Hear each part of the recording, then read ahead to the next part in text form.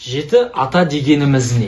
Жеті ата дегеніміз бұл қазақтың дәстүрлі шежіресінің негізі болып есептелінеді. Бала туған күннен бастап жеті буын ата тегін білу тиіс болған.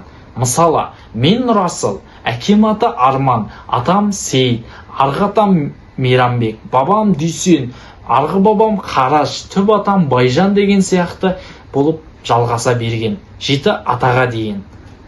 Осы жеті есімді бала жатқа білу керек болған. Бұл тізім оның тегі, бұл тізім оның тарихы. Ал неге дәл осы жеті деген сан? Ғалымдар анықтаған, адамның ДНК-сы туыстық белгі болып есептелген. Жеті атаға дейін қыз алысып қыз беріспеу деген де бар. Бұл осы жеті атаның негізі бойынша құралған.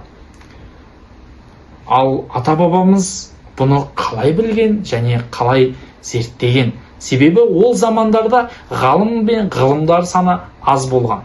Жеті атаны білудің негізгі үш себебі бар. Біріншісі, некеге тыйым.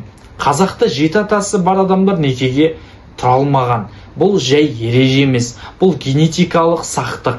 Туыс адамдар арасындағы некедегі ауру қауіпті арттыратын болып есептелінген.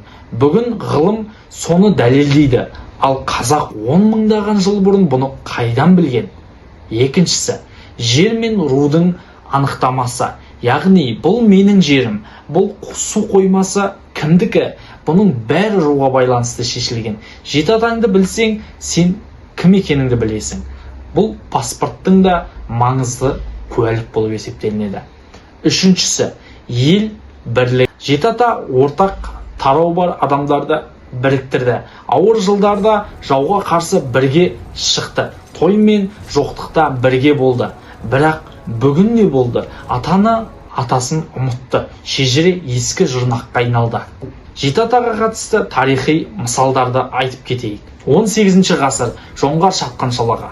Халық жан-жаққа бытырады. Жер тасталды. Ауылдар өртенді. Сол ауыр кезде Абылай хан жасақ жинады. Бірақ кімді шақырды?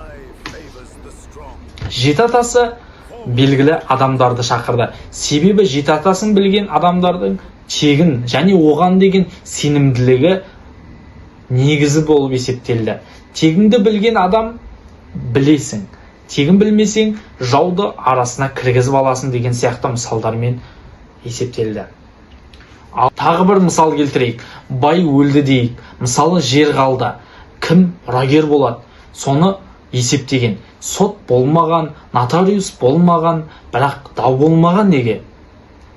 Себебі шежіре анық болған. Жеті ата қай тармақтан жақын сол мұрагер болып есептелінген. Ешкім таласпаған, себебі бәрі білген.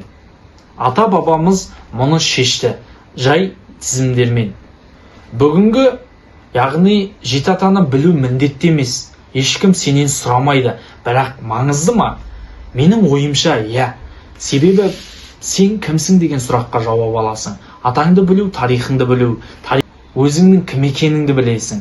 Яғни өзіңді білу дегенің тарихты білу. Тарихыңды білу, ол өзіңді білу. Психологтар мына керемет затты дәлелдеген. Өз тегін білген адамдар стресске төзімдірек, өмірде тұрақты болады екен. Екінші себеп, балаңа не қалдырасың? Ақша ескірді, үй тозады, бірақ тарих тозбайды, тарих ескірмейді. Балаңа жеті атасын айтып берсең, ол өмір бойы сол тарихты алып жүреді. Ал үшінші себеп, бүгін оңай. Ата-анаңа бір рет сұрасаң болды, бұл бір сағаттық жұмыс, бірақ нәтижесі ғасырлық бойы жалғасып жадыңда қалады. Енді мен саған сұрақ қоямын. Жеті атаңды айта аласың ба? Пікірге жаз. Менің атам осындай, яғни осындай болған десең, ары қарай жазған адамдар да сенің аталарыңды оқиды.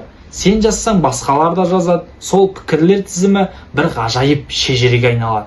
Бұл бейне ұнаса лайк бас.